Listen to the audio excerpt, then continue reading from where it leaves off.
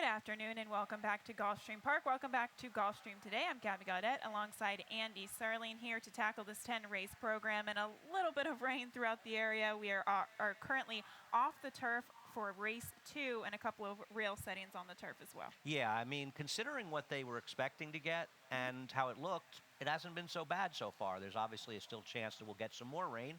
Hopefully it'll hold off. We are on the turf in the first, off the turf in the second. As of now, the rest of the races are still on the turf. Hopefully it stays that way. Hopefully it stays that way indeed. We do have a lot of turf races carded for this afternoon as well.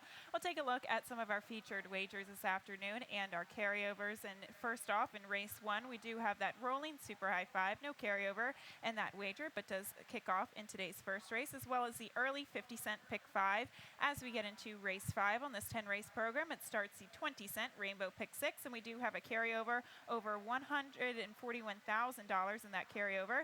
And in race 6 does start the late pick 5 as well. And even taking a look at some on a Sunday afternoon as well, and we were just speaking about this before we came on, the pick 6 returned over $6,200. Amazing. And a ticket, actually, you would put up the winning ticket, and I'm amazed it paid that much when you think about the late pick 5, which seemed like fair value, more than value at $1,000, and the first winner was a 5-to-1 shot, but it's a 20-cent bet, not a 50-cent like the pick 5. So I'm shocked at what it paid, and definitely a hittable ticket, especially for under $100. Well, you hit it for $72, so clearly it was hittable. Yeah. And, of course, I ran second the last race for a little bit of a score. But I know that in your heart you were rooting for me, and that's all that matters to me. I was. All of us here were rooting for the Dennis was rooting for me, absolutely. We'll take a look at today's card, and we kick it off with race 1, a starter optional claiming event going out to the turf course at 7.5 furlongs. The rail setting changed to 96 feet. And taking a look at this field as well, we have kind of a couple of horses who are getting to the turf for the first time, a couple of horses who don't have turf for them. This race is a little tricky. Yeah, I mean, if this race had come off, I was interested in the 6, and I thought it would come off. I think that the 5 Miracle Girl is a very interesting horse in race number 1. This is actually a horse that Richard Migliore and I had done on Trips and Traps, a show we do in New York about horses having bad trips after its turf debut. And while I just think that going shorter was too short for her. Mm-hmm. And you look at her race 2 back. If she runs back to that race on November 4th, she's going to be a handful in here and maybe a decent enough price by post time. Yeah, she very well could handle this distance pretty well, not to mention Lyra, that kind of performance that she put in recently this past weekend as well. A very nice performance for Todd Pletcher. We'll go, I like the 9 China. You might think differently. I disagree, but. Well, still, she won. She won. We'll go to the 9 China Bella. This is a horse that I'm going to be using on top, primarily because she's another one who just absolutely did not show up in the wait a while last time out at Gulfstream Park West.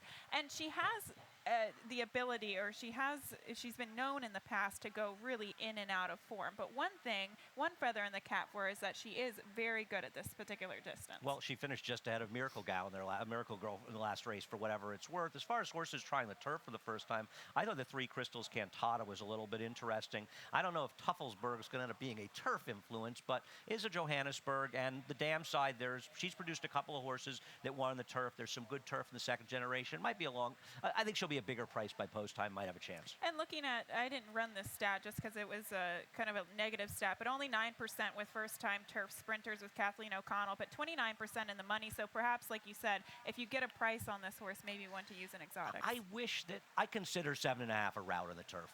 I wish that they would change that in the formulator, because I don't think there's a single racetrack that runs a 7.5 furlong turf race that's not around 2 turns. And at that point, it's much more of a route than a sprint. I agree. You get horses who obviously are 5 furlong sprinters, and then it's completely different at 7.5 furlongs here. Yeah, I mean, I would put it this way. If you had a 5 furlong horse and a 1/16 horse that you knew had exactly the same amount of ability, at 7.5, I have to think you'd favor the 1/16 I agree with you, absolutely. And I think we have maybe on this card or maybe later in the weekend, I was handicapping a particular race, and it was that instance, a 5 furlong sprinter stretching out to 7.5 or a 1.16 horse cutting back, and you do favor the distance You horse. have to. We'll move on to the second race here. 16,000 conditional claimer off the turf, will run on the main track, so have to go back to the drawing board. But my top pick remains the same, the 7 Paxorbis here for trainer Ralph Nix. Last time out, they tried this horse on the turf, and you look at the breeding, Mr. Greeley, and the mare was actually a better dirt sprinter, but the mare has produced several turf winners, including Sensible Lady as well. So you go to this horse, though, the only problem, in my opinion, I hope they've done a job getting him to settle a little bit more kind of in his older years, because back in the past I remember this horse running and he just had so much speed and he never really knew how to manage it. Yeah, you have to be a little concerned because, frankly, he didn't run that badly off of the layoff last time. So 7-month layoff. He comes back going 7.5. And this is the argument or discussion we're just having, where he's probably not really suited to the 7.5. He's much better going shorter. He runs fine his last race, and now they're dropping him in for 16, and that's the problem. The problem aren't the PPs. On his PPs, he's going to drown this field, especially on the dirt. He was probably the horse to beat by a lot on the turf, but he's an hour the horse to beat on dirt. But the question is, can you really trust him? And I believe a couple weeks ago this horse was actually entered in on the dirt and scratched. The race came back and he stayed in, obviously initially carded for turf. So I don't even know what the plan is for this horse, whether they really want to get him on the turf or get him back to the dirt. Or get him into somebody else's barn at this point, which seems to be a little question. And the commish, the commish feels like a horse that's dangerous. We both got second. I think you have to respect Ramon Moya off the claim. He had that horse he claimed that came back with 2 very good performances and finishing second, clearly improved dramatically, even though it didn't win. And this is a horse whose debut on the dirt was good enough to have a chance, and maybe is just a bit of an improved horse, and I think could run better for him. I agree. Dropping technically in class from his previous dirt performances, maiden special weight performances on the dirt. The 2 Casey Wiegman is another one who I'll use in the mix as well. And win a mile and a 16th, reigned off the turf onto the main track back on opening weekend again. We're grasping at straws once we get past those 2 horses. I agree. We'll go to the third race, a 6,250 conditional claimer, 6 furlongs on the main track. Scratch the 5/8 on in here, and the 2 Super Semi just absolutely looks like lone speed, especially with the scratch of the 5. Yeah, I mean, as far as putting together an early pick 5, and we had some problems because one race came off, so we didn't put a ticket up, but Super Semi was a single for me. It just feels like you don't want to run to the window to bet horses at very short prices, but I mean, this horse is just a complete and total overlay. Looks like pretty much a controlling speed. Perhaps the 5 Atheon was going to sit outside, but now Atheon is out, and it feels like the lone speed that's better in the field. I agree with you. And looking at horses to perhaps run in the gimmicks, the one that Judge Chuckles is one that we both agree on for the Exacta. It's cutting back to what I think is a more preferred distance, but the thing is, he really didn't show up at all last time, first off the claim. And even, last time he was compromised by the lack of speed. Well, he's going to be compromised by a lack of speed again. So really, it's a question of whether or not you believe in the 2. If you're against the 2, you should be playing this race pretty heavily because this horse will be a very short price. It could be. It's tough, too. The only case that you could make is this horse had a subpar performance on a good track in the past. However, that was against Maiden Special Weight Company. I really think this is going to be a tough one to beat. No, I agree. There's just no reason to play against, even though it's more of a turf horse. We'll go to the race 4, an open 6,250 claimer, 6 furlongs onto the main track. No scratches in this event. And this is another race we kind of disagree in here. The 7 Houston Bull, though, he's coming in against Open Company in the past several starts, and definitely a horse that figures. Yeah, I mean, I think you have to start this race, though, by showing the race that Artefacto beat Key Cachet, and that's going back 2 back for Key Cachet and the last start for Artefacto, and that was December 13th. And we'll take a look at that race, and they're the horses to beat. But I thought with Artefacto, the reason he could be a little bit vulnerable is, Pace Projector on time form had him as the controlling speed in a sort of a neutral pace. I find it hard to believe that Right on Ready isn't going to be out there going. And we'll get to Right on Ready, who's your top selection in here. And I just thought might get more pace to deal with in here. And I'm hoping the Houston Bull, who can't really be pace compromised anyway and has the speed, cutting back in distance with the outside stalking position, a horse that has been very effective in winning races in the past, might get a better trip. And it was just sort of it's not a strong opinion. It's just a horse I thought was a reasonable alternative in this race. all things considered. I agree. I don't think Artefacto is going to get the same setup as he did last time out, especially with the presence of Right On Ready. And I agree. I think Houston Bull on the cutback here should get into that stalking position, whereas Right On Ready, I think, has a little bit more speed in order to pressure Artefacto from the outside. And first off the claim, we were talking about this too, Patricia Farrow. Naturally, horses that come out of the barn are pretty quick. And I think this horse is going to come right out of the gate, not to mention in the past he's had back speed as well. He doesn't need the lead, but again, he has shown a level of versatility that I like him in here, even though he's facing open company. He's facing slightly tougher than what he's faced in the past. Now, he comes back off reasonably short rest since he was claimed, 14 days. And that's sort of that middle ground between rushing him right back and sort of running him off the previous trainer's training and having some time to work on him. And I think that Patricia Farrow, I mean, we know she does a very good job, but this is a horse that was claimed by a couple of sharp outfits. And that always worries me a little bit. And that's why I had that horse was one of the 4 I would use in the pick 5. I had the horse 4th because I'm just worried that she may not be able to keep up the work that the previous trainers did. Looking at the 2 Keyed Cachet, this is a horse who you throw in as well, despite a subpar performance last time out, cuts back to the 6 furlongs, and this is a horse who could be closing late, but is the pace going to be conducive for his running style? That's really the question for me, and I kind of want to bet against the 4, and that's why I put the horse 2nd. All right, with that said, we're going to take a quick break, and when we come back, we're going to dive into the 20-cent Rainbow Pick 6. Does start in today's 5th race on the 10-race program right after this.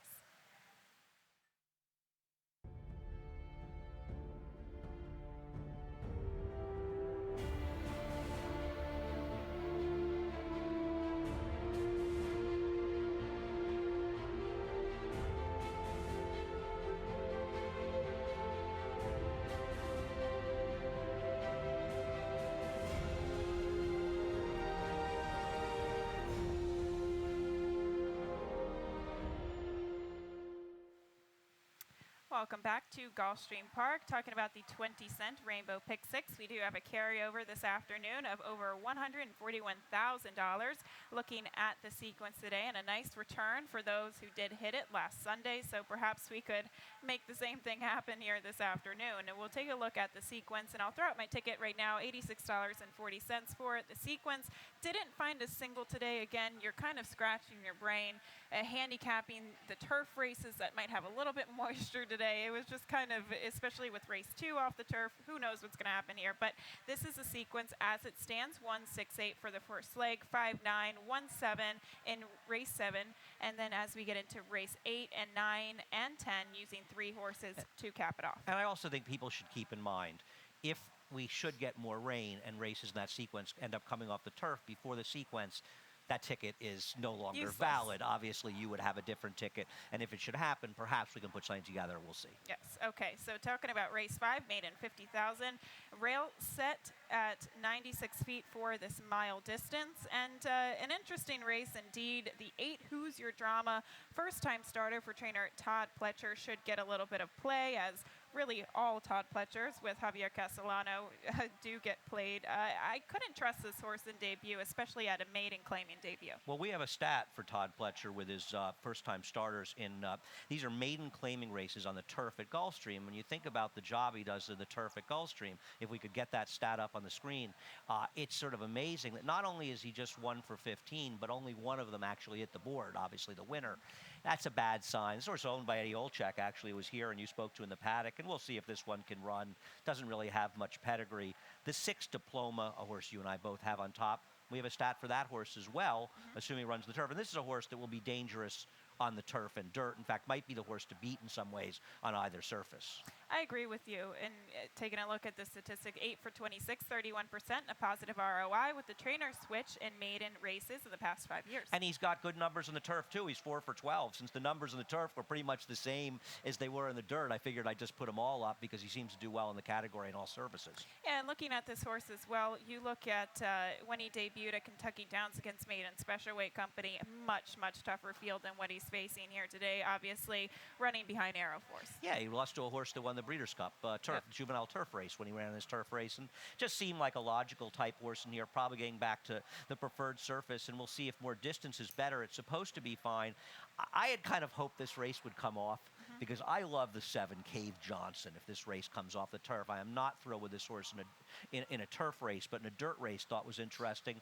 I think there's a lot of guesswork in this race. You can see from our other picks being completely different. Well, even the 4 Gloves Off, first-time starter for Terry Pompey, draws the legs of Joel Rosario, and this is a horse who I like on the main track. I used in the mix for the turf, but U.S. Ranger out of a crowd pleaser mare. The mare, I believe, was a 10-time winner on the dirt, so again, she did produce 1 turf winner, but I like this horse much better on the main track. She actually produced 2 turf winners, and one of them is Nexrad, who ran here the other day for Bill Mott that had a lousy trip and probably could well have won that race if he got off. I agree. Listen, the 5 horse 7s is a half to a couple of turf winners, and is a Big Brown, is a dangerous horse. I've got the 1 Bandera's Gold in there. I thought that turf race was okay. The 3 horse 2 Steps Forward, certainly not impossible, dropping from maiden special to maiden claimer for Mark Cassie. And you've got the 10 in there I didn't have in Salt Mine, who's also dropping. Definitely dropping in class, and posted bullet workout coming into today's performance as well. So again, this is a lot of guesswork. We'll see how it goes in the first leg of the sequence. We'll take a look at race 6, though, moving on to this $16,000 claimer, 7.5 furlongs out on the turf course, rail set at 24 feet as of now. And this does kick off the 50-cent, a late pick 5. I believe you have a ticket, of course. Taking a look at your pick 5. Talk us through it, Andy. Yeah, I mean, this is obviously presuming we will be on the turf for these races. I went 4-5-9 with 1-5, with 1-3-6-8, with 5-9, with 4-7-8. Obviously, we come off the turf. That ticket becomes null and void. And I do want to talk about the 4 Arbor Villain here, my top choice. I don't understand why it has taken virtually 2.5 years for this horse to get back on the turf, because this horse has 4 turf starts. And you see, if you're looking at the past performances, 1 win in 2 seconds. Actually, this horse finished first twice and was disqualified once and placed second, just for whatever it's worth. But this horse's its speed figures on the turf were clearly better. Feels like a horse could probably go a mile distance, so 7.5 shouldn't be a problem in here. Now, I don't know if this horse can still really run, but the horse improved dramatically on the turf and then can't really run well on the dirt. They've dropped down, and they're finally at least trying on the right surface. And Arborville is either a horse whose career is over or is a great sneaky bet in this race. You could be onto something there. I primarily kind of threw him out because he just turned 7. It doesn't look like he's the same horse, at least as he used to be. You're handicapping this obviously on a horse who was kind of in different form 2.5 years ago when he was on the turf. Not that much different. But if he does like the turf, as he did in the past, I agree with you. This is a sneaky horse, especially in the pick 5 that you would want to use. Yeah, I think he has a chance here. Obviously, the 9 horse in this race, Lay That Pistol Down, is the horse to beat. He's definitely the horse to beat, and he's the horse to catch as well. This is a horse who I kind of like a little bit more now after having a little bit of rain in the area, because it looks like a horse who runs well on a firm ground, a yielding ground, anything, anywhere in between. He's proven he can win on the lead, and he's proven that he can win off the lead as well. Yeah, he's very dangerous. I wanted to show the replay of the last 3 quarters of Minecraft's last race and talk about it, because I do think the 5 Minecraft is a very dangerous horse. It's the 8 horse that's 3 wide at this point. It was 3 to 4 wide in the first turn, and in my opinion, this is just leaving the turn. There's still literally 3/4 miles. You can see the quarter fraction was just posted in a 1.16 race, and this is a serious premature move that the horse makes. And arguably, Lucky Kitten was a heavy favorite, the horse in the rail. He's crawling along the front end. I think the rider found himself in a precarious situation. He was going to be caught wide without cover regardless. They were walking up front, so I can understand why he did what he did, but it certainly was part of a whole trip, Gabby, that worked against his best chances. And I think he ran very well. I agree with you. This is a horse who I believe I really liked in this race, too. And I saw him make that wide sweeping move kind of on the backside. And I thought he was perched and ready to go right here, but obviously he just tapered out coming down the stretch, which reasonably so. Maybe he made that move. I was thinking to save some ground going into the turn because there was kind of a blanket of horses in front of him, but it wasn't the case because he was still about 4 or 5 wide going into the final turn. All considering, I agree with you. I think he ran a very big race. Yeah, I mean, if he had gotten the kind of trip the winner got and the winner had gotten his trip, he would have won the race. I'm not saying it means he's going to win today, but his last race off the claim was better than it looks on paper, and that's why we wanted to show it. Okay, and with that said, Let's move on. we'll move on. But again, another case in point to see how obviously the one IE Flash runs. This is a through and through turf sprinter. Obviously, he doesn't really like to run over 5.5 furlongs. So we're going to see today if we can transition his form to the sprint, the 7.5 furlong sprint. But he does get that rail post position, and he's been running against some tough horses. Last time out, Oak Bluffs was a horse who took a considerable drop in class. Super chunky, was a stakes winner in the past, and even Beantown Saint. He's a really fast turf sprinter. He just still looks a little slow to me, even if he handled the distance. All right. Well, we'll take we'll take a look at race 7, an open 12,500 claiming event, 6 furlongs onto the main track, and looking at the one Flashing Light. This is going to be my top selection, primarily because I think he should. I love the fact that he draws the rail as well, and there are a couple horses in here that have sneaky speed. The 4, they wonder and ID drink. However you pronounce this horse's name. They wonder why I drink. They wonder why I drank. There we go. Nobody wonders why I drink. Oh, that was the hunch bet last time he won, actually. The 6 Prayer and a Song has some speed. Mr. Shipman. Again, I'm going with a horse who I think can take back off the pace and still win. Yeah, I think that the logical horses in this race are the 1 Flashing Light and the 7 Mr. Shipman. They both are tactical. They go in position, as you say. They should get a little bit of pace. I mean, they're projected to be a fast pace with the 4, 6, and 8 in here.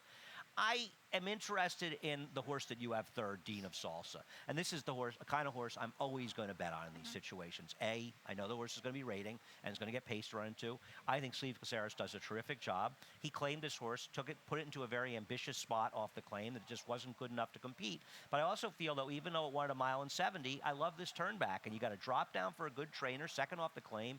Joel Rosario is listed to ride in the paper. I'm assuming that he's still riding this horse. And I just think this horse might fit this race like a glove. I agree with you. Steve Glaceris, very good off the claim, and this is a horse who I agree with you. I think he was a little bit outside of his class comfort zone last time out, and on the cutback, he should be very strong. Right, and we can actually show the replay of Flashing Light and Mr. Shipman in their last start. Now, there's not a lot to really see here. I just think that Flashing Light got a very good trip, as you'll see here, to pick up the pieces. I think the question in showing this replay is, can these horses get the same kind of trip again? And they got it last time. Do you really want to definitely go back and see if Lightning can strike twice? I think yes, in terms of Flashing Light, because he does draw that real post, and there are tricky horses in here that should show a little bit more speed. You know, whether or not he breaks a little bit sharper coming out of the gate, I think Luis Saez is smart enough to maybe take this horse off the pace today. So, Mr. Shipman, I don't know. I'm less confident about Mr. Shipman as I am with Flashing Light, but I agree with you. Dean of Salsa seems to be kind of the tricky horse in the race, and he very well could improve cutting back to this sprint distance once again. We'll go to race 8 here at Gulfstream Park, a starter optional claiming event. 5 furlongs on the turf course, and the rail is set at 96 feet, so way out there for this 5 furlong sprint. And I have a stat we'll get to in a second, but you land here on the 3 Ever Arch for Michael Tomlinson. Yeah, I'm taking a shot here. Sort of a half to a turf winner. The Dam was not a particularly good horse, but she was much better in the turf than she was in the dirt. And this horse, to me, showed enough dirt for him, not good for him, but enough for him, that I'm just taking a little bit of a shot in a pedigree play here. I went to a horse that has turf for him, as opposed to more logical Happy as a Queen, who might be the main speed, but both the 9 Hissy Fit and the 10 Pink Mama are potential other speeds in here. It may not be that easy on the front end. I agree with you. Hissy Fit looks like she's got a lot of natural speed. 10 Pink Mama from the outside has to go in order to get a nice ground-saving trip going into the turn. But Happy as a Queen, she's very fast in her own right, and she draws the rail post position. So again, I think the pace, we could very well see several, at least 2 or 3 different fillies vying for that lead spot. And I'm going with a horse who could just sit stalking trip. This horse, although won her maiden victory going gate to wire, I don't necessarily think she needs the lead. Going to the 4 Blazing Diamond, first off the claim for Aubrey Murrah. We'll take a look at a statistic for the barn, actually, over the course of the past 2 years with turf sprinters, fillies here at Gulfstream. Pretty decent percentage, 4 for 12, 33%, 67% in the money, and a positive ROI of $4.43. So the barn does very well with these particular types of horses, and that's where I land. You know, that's a difficult horse because based on the buyer number of 77, 2 back, this horse is the horse to beat by a lot. I think that figure may prove to be a little bit on the high side. But even if it's 10 points high, it's still good could enough beat to this. win in here. I want to see that horse run that race again, but obviously this is a much more appropriate spot than the spot was in the last time, and it's the first time in the turf sprint of 5 furlongs for these connections. The interesting horse in here, the 6 White Knuckle Ride, for trainer Eddie Please, a really subpar performance last time out on the dirt, but tries a new surface here today by twirling Candy out of a Smart Strike mare. The mare was actually mostly turf. She earned just about $330,000 on the turf, and I think this is interesting with a barn that does well with first-time turf starters. Yeah, and this is a dam that's okay, you know. She was more of a router. We'll see if this one can sprint, but I had to include this one in the pedigree as well. This is a wide-open race. It is. We'll go on to the 9th race, the first half of the late daily double, 30,000 non-winners with 2 lifetime condition. Going out to the turf, rail set at 24 feet. And the 9 Indian Guide, first off the claim for trainer Michael Petro. I do think you have a little statistic for the barn. Yeah, I don't know that we need statistics on a horse that figures to be a short price anyway, but just, you know, you can't knock it on the claim. His numbers off of the claim are sensational. This is actually off the claim on the turf. Over the last year, he's 6 for 14. It seems once he's connected with Frank Calabrese, he's been winning at a high percentage on a horse that just makes an awful lot of sense in here, Gabby. And did this horse necessarily need to kind of duel early last time out? And my question is he going to be caught in that same position here today? Well, no, I think he's going to be. That is a reasonable question. It figures to be a pretty fair pace with the 6 Jim 2 in here. And I do think that if Paco Lopez gets involved with Jim 2 early, it's going to be the undoing. And since he has, as you showed, rated in the past, why would he want to send after that horse? I completely agree. I think there's going to be a little bit more pace that he can run behind today and just sit that stalking trip. And again, he comes in with very solid turf form as well. But to try to use some other horses to try to beat him, the 5 Cleveland Sound is a horse who you use in the mix. I kind of liked this horse a little bit on the dirt, but he has been actually running quite well, or decently on the turf in the past few starts. I'm going to dismiss his last race. The Aqueduct Turf Course, by the time you get to mid to late November and into December, becomes a very quirky surface where there's just some horses that absolutely can't handle it, and some horses seem to love it. And maybe Cleveland Sound has tailed off, but the recent form was so good that I'm willing to give this horse a little bit of a break, because if this horse can get back to some of those races at Parks, he could be very tough in here. And a couple other horses, perhaps the 12 Mexican Groove here for Michael Maker was run on the main track, reined off the turf, but again, this is a horse who has considerable turf form. In the 11 Golden Point, I'll throw in as well. The 7, you know what, for Michael Matz, I liked this horse a little bit last time out, and it wasn't a horrible performance, all considering the ground that he had to make up. No, he was 3 wide in the first turn, 4 to 5 wide in the second turn. Mexican Groove is a bit of an enigma for me. I do not like his turf race on October 22nd. Maybe I'm just a little against him because I've lost money on him in the past. We'll move on to the 10th and final race on the card, 12,500 condition non-winners of 2 lifetime on the main track at 6.5 furlongs. Scratch the 3 Little Tom and the 10 Great Harbor Key. And the 4 Running Cat, I land on here first time for Marcial Navarro, but you land on the... I have a question for you. Let's take a look at the replay of Pure Talent finishing second, with Curlin's Gem picking up some pieces and finishing third last time out. What do you have against Pure Talent in this race that I thought was absolutely the horse to beat? I think it's going to be a fair pace, not a super fast pace, and he looks like the speed of speed. I put him second because I have a bit of a goofy idea. You seem to be really against this horse. I'm not tremendously against this horse, but again, this is a horse who was a long time maiden. They finally got realistic with this horse. They dropped him in for the $35,000 tag. They brought him back with a good against a solid level. He was bet down to the favorite, and again, maybe he could be the lone speed in here, but there might be some other horses that could go with him. Well, it does feel like the 4 and 10 have enough speed. Well, the 10 is scratched, so the 4 horse, I think, is going to be close enough. You have to think they're going to go back to that running style. Listen, I'm not in love with Pure Talent, as you say. You've got the 8 seconds and thirds. The last couple races are better, but, you know, that Fig 2 back, while I think it's legitimate, the 77, it does sort of stick out like a sore thumb, and you do wonder if he'll ever run back to it. But he doesn't have to run back to that number. Even if he runs a 60, he may be tough in here. He very well could win this on a 60 by her speed figure alone. The 11 Curlin's Gem is another one who gets a slight added distance to the 6.5 furlongs. And again, this is a horse who I kind of like with a little bit of moisture in the track. We'll see again if we do have a little bit more rain throughout the afternoon. No, it's a good point. He did run a good race, but he's run well enough on dry tracks. You know, the problem I have with the 11, and obviously he can win this race, is Oh, he gets another half a furlong. He was gaining last time, and you know how that ends up working out. It always it always doesn't work out. And again, this is a horse who they in the past they have stretched out to the mile, they have stretched out to the 7 furlongs, and he doesn't have a tremendous amount of follow through. I agree with you, but hopefully an aggressive ride today could seal the deal. And honestly, I like him if there is a little bit more moisture in the track, but there is not a lot of follow through with this horse, no matter what the distance is. Yeah, the horse that I'm interested in, and this is a horse that appears that he could be compromised if it's a sloppy track, because he has a bad race in the slop. But this horse, Mongolian Chrome, kind of caught my eye. I'm a sucker for turnbacks. I really am. And I thought that this was a horse that is running fast enough races in Indiana, and that he has the ability to maybe be a factor here, turning back. He seemed to be improved in those starts, and I just taken a slight shot with him. I didn't really want to pick either the 4 and 7 on top or the logical horses. The 2 Jack Fallon for Jane Seville. This is a horse who's second off that hefty layoff, and Paco Lopez hops back aboard here today. Was 22-1. I thought I kind of outran his odds last time out, and I believe you have a statistic on the barn. Yeah, I didn't include the horse. I think I picked the horse 4th or 5th. But Jack Fallon, she's got terrific numbers second off. I mean, I think we'll show the dirt numbers, actually. Those are strong numbers, the good ROI. She's a very dangerous trainer. I thought this horse, as you say, ran well enough last time that maybe second off the long layoff, the horse could improve and get in there. This is not an easy race to close out the day. Definitely not an easy race, but this is a sneaky good horse, and I like the fact that you threw up those statistics as well, because this is the type of horse that could virtually very much well improve second off the layoff, and I think a horse that you want to use in the pick 6 or at least in the pick 5.